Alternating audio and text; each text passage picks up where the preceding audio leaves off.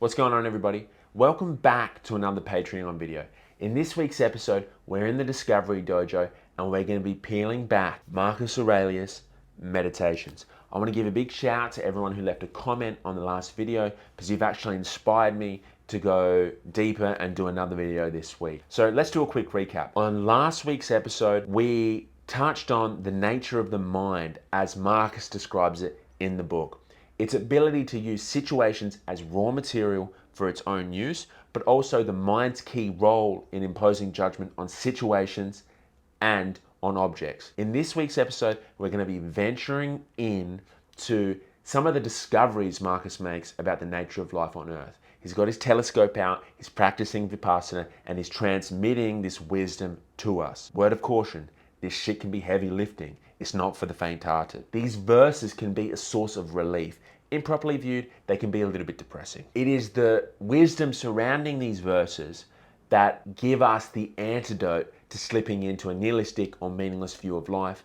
I hope that I provide a little bit of backing so that you don't leave the video sadder than when you started. I want to give a big shout out to you. My intention for the video is that you get something out of it, you implement it in your life. None of this shit is my own.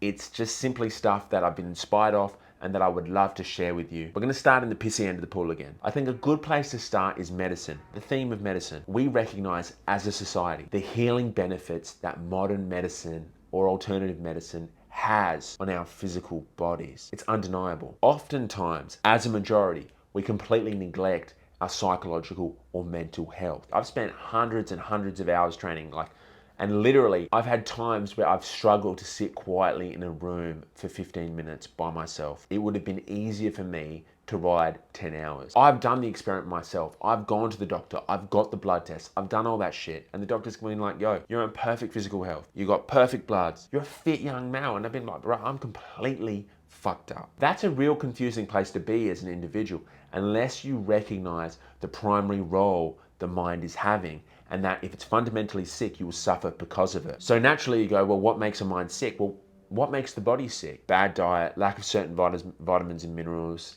not enough sleep, fatigue, stress. The mind is no different. A bad diet for your mind is all the information. It's the TV shows, it's the music, it's whatever, it's the pornography, it's everything that you mentally bring in.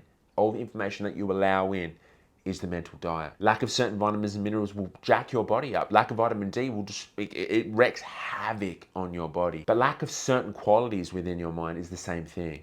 Lack of compassion, lack of empathy. These things will completely destabilize your mind and make it hard for you to do anything. Obviously, there's a mind-body connection, and optimizing your physical health will give you the best chances at optimizing your mental health. It's like a two-way street, and often the traffic is heavy mind to body. What I mean is that it's the mental anguish manifesting itself physically. A great story that exemplifies this that I personally fell in love with and I want to share with you is from this book right here. It's by a guy called Al-Ghazali. Now, he's a famous intellectual figure. This book's called Deliverance from Error. I highly recommend it. Shouts to Tamas. He's one of the most famous intellectual figures at the time. He's teaching in Baghdad, which was like an intellectual capital. He's having this spiritual crisis where he's recognizing that the words, what he's teaching doesn't marry up with his internal state, and he's having this friction, right? And one day he goes to teach and he literally can't speak. He literally can't utter a single word. He can't eat, he can't drink.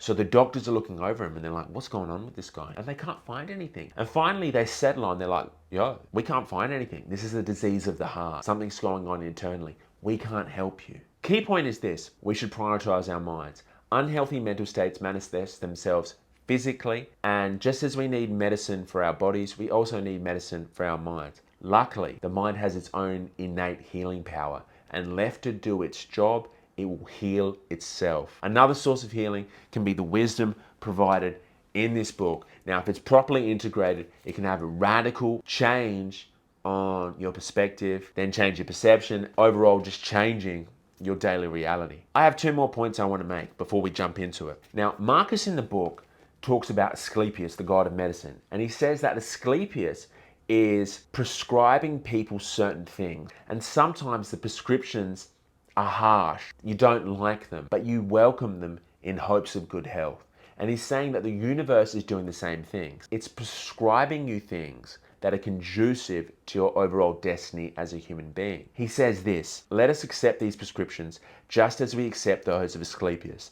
Many of them too are harsh, but we welcome them in hopes of good health. We're going to jump across now. Second, we're going to draw from our brother Hippocrates, another Greek dude, often cited as the godfather of medicine. He said something that's always stuck with me. He said this, if one wishes for good health, one must first ask oneself if he is ready to do away with the reasons for his illness.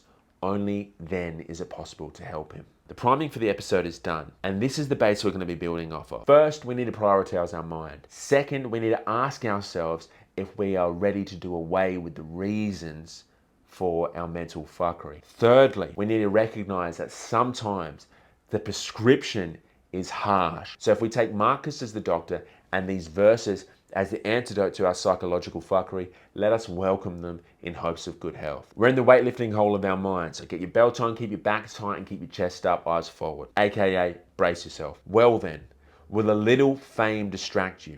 Look at the speed of universal oblivion, the gulf of immeasurable time both before and after, the vacuity of applause, the indiscriminate fickleness of your apparent supporters, the tiny room in which all of this is confined. The whole earth is a mere point in space. What a minute cranny within this, your own habitation, and how many and what sort will sing your praises here?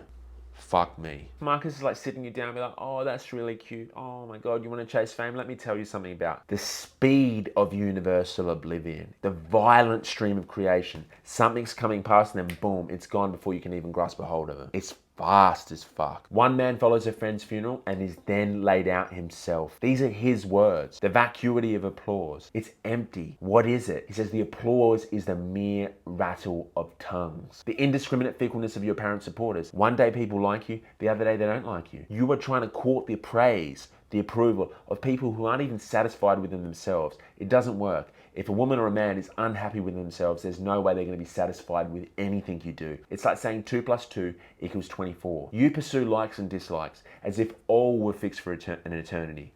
In a little while, you too will close your eyes, and soon there will be others mourning the man who buried you.